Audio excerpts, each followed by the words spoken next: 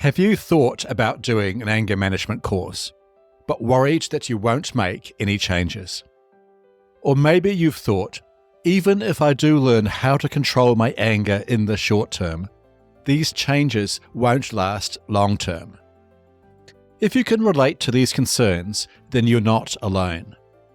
Many people ask me whether the changes people make when they do an anger management course are sustainable, and if they are, how long they last. It is these questions I want to answer in this episode by interviewing Michael, a successful 78-year-old retired man who enrolled in my online anger management program just over 18 months ago. You may recall that I first interviewed Michael in episode 23 of this podcast. At that time, Michael had just completed my program and had made significant changes in how he dealt with anger, especially in relation to his wife and daughter. But had Michael been able to sustain his changes over time? This is what I wanted to find out, so I decided to catch up with Michael again and ask him about his journey since completing my program.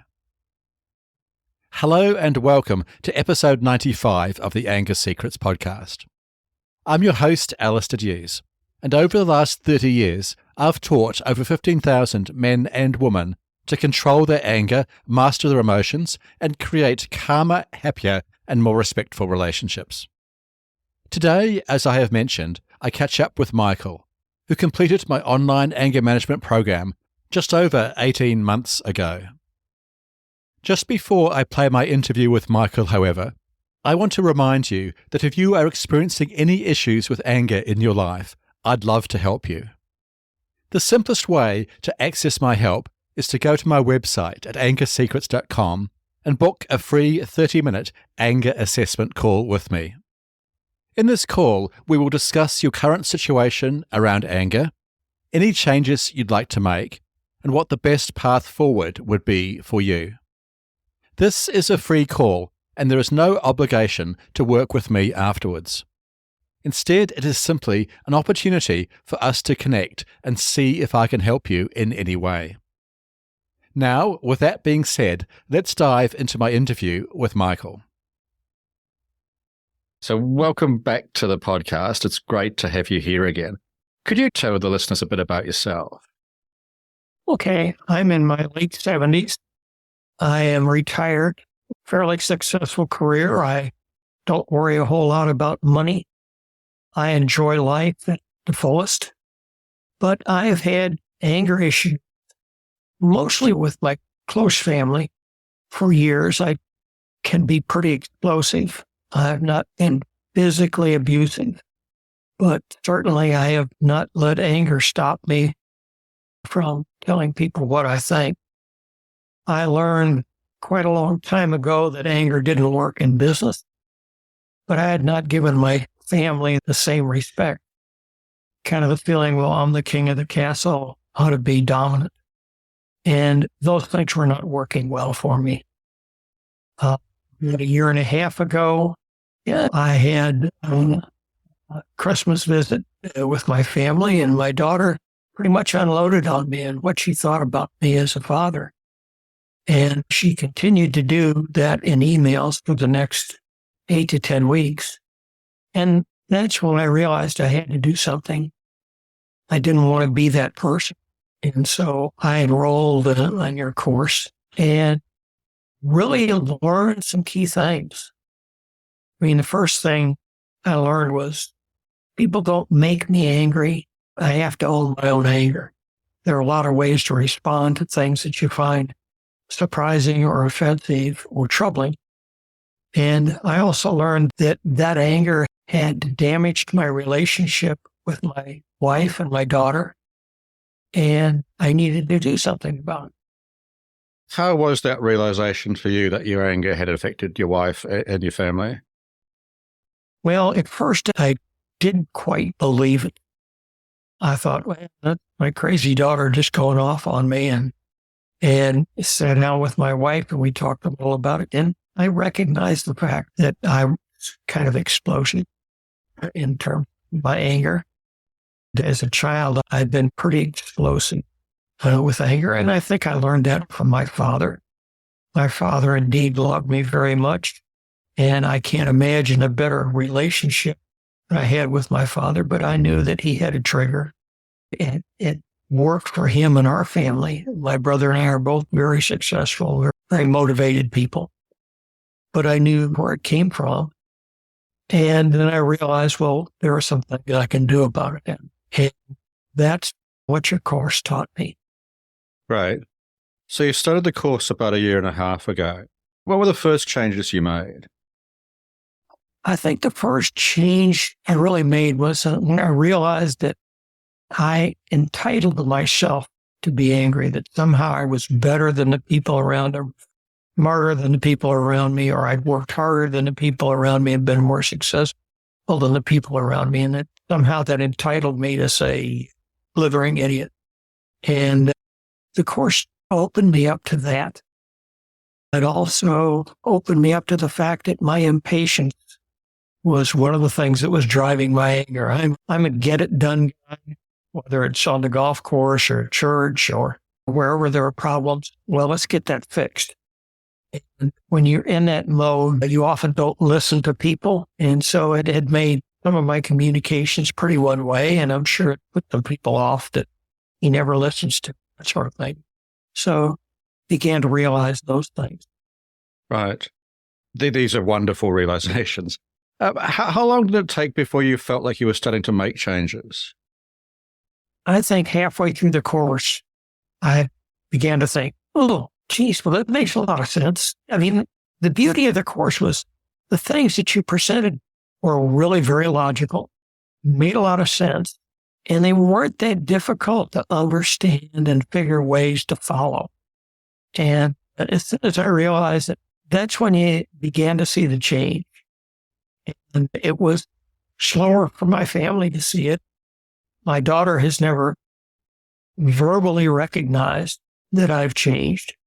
My wife has recognized that I've changed, but at the same time, she's recognized that it's a work in progress, that this is not a destination, it's a journey, and that I have to continue on that journey. The other thing is, every week I get a little session from you that says, oh, I'd forgotten about that. Let's go back and look at it. And I also have the opportunity, the book's right here. Right. I go back and look at those notes whenever I want to. And that's been very, very useful. Right. So what's different now to how you were when you started the course? I'm a much calmer person. I'm a much more insightful person. I'm less angry. I'm more accepting of other people and other people's opinions. I mean, I don't have to believe other people's opinions. If I agreed with them, we'd both be wrong. I know that, but you can tolerate that. There are a lot of things to love about people beyond what they're opposed to you about. And so that's helped a lot. It's very wise. And how has your relationship with your wife or daughter changed? Easier to assess my relationship with my wife because I'm with her all the time. I think it's improved. If you ask her, she'll say, well, it's better, but you were really a little better when you were studying the core, which is kind of her way of saying, keep after it. My relationship has improved with my daughter. I think she sees it as a change. So there's a lot of good stuff going on. That's interesting. Would you say that learning to control your anger is easy or hard? It's a lot easier than I thought it would be, but you're not going to live it forever unless you go back and look at it. So it takes ongoing work by the sound of it. Yeah. Yeah. And what would you say to someone else who has been told they've got an anger issue or kind of knows they have an anger issue and is thinking about doing the course? I would certainly recommend the course. I have recommended it to several people. I've had some people at church that I'm very close to that I've talked about this adventure with, and they've recommended people to anger management. So if you're listening to this, take the dark core. Okay. It's hard to admit and seek help, right, for anger issues. It's a hard step. So I assume it was hard for you as well? it was, the thing that intrigued me about the course, I visualized that sooner or later, this thing's going to get out of hand and I'm going to have a court order to go through anger management. And I think I was a long way from that. But at the same time, this is a very non-threatening self-help way to get some help before things get out of hand. If they're out of hand, I think that it's probably as good a way as you can get started. But it was money well spent. And frankly, that amount of money has come back to me so many times in a more enjoyable life. That's a perfect way to finish. Maybe just one more question, but how was doing an online course for you? It really was a great thing. I've heard many people say on your podcast to approach it at your own speed, to think about it, to go back and look at it. It's not about, having to lay on a couch and somebody say, well, what was your father like? And what was your relationship with your brother? It gets right to the meat of the thing. Here are the things that you should be changing. It kind of digs into your anger and you learn where it's coming from in a very, very efficient way. And then you get feedback almost immediately when you start using new techniques, new ways of communicating. And the other thing is, if you have a problem, the anger diary will let you go back and say, well, I've done this before. Well, what did I do? Well, here's where it is in the lesson plan. You can go back and look at it. So it's not a course that you have to remember forever because you have notes, you have experience with it. And frankly, I haven't made an entry in my anger diary in a long time. And that's a good thing. That's progress. It's pretty easy because really, really good course.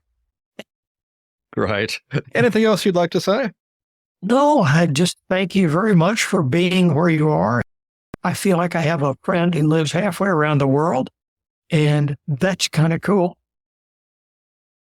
Okay, I hope this interview with Michael was useful. I hope too that it's clear that you can make long-term sustained changes in how you deal with anger. In fact, I have seen literally thousands of clients that will testify to this exact point. However, as Michael says, long-term sustained change often requires continued effort and ongoing practice of the techniques that you will learn in my course. Just like taking a fitness program or making any other change, it takes commitment and practice to see real results. But the good news is, achieving these results is very realistic.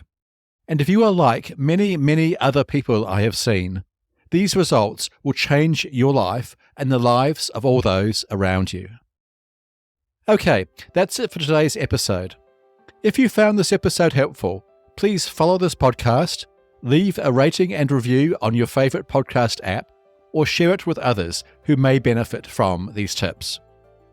And don't forget, my website, angersecrets.com, offers a range of free resources to help you control your anger.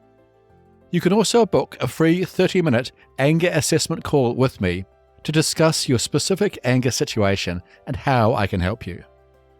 Thanks again for listening. And remember, you can't control other people, but you can control yourself. I'll see you in the next episode. Take care. The Anger Secrets podcast is for general informational purposes only, and does not constitute the practice of counseling, psychotherapy, or any other professional health service. No therapeutic relationship is implied or created by this podcast. If you have mental health concerns of any type, please seek out the help of a local mental health professional.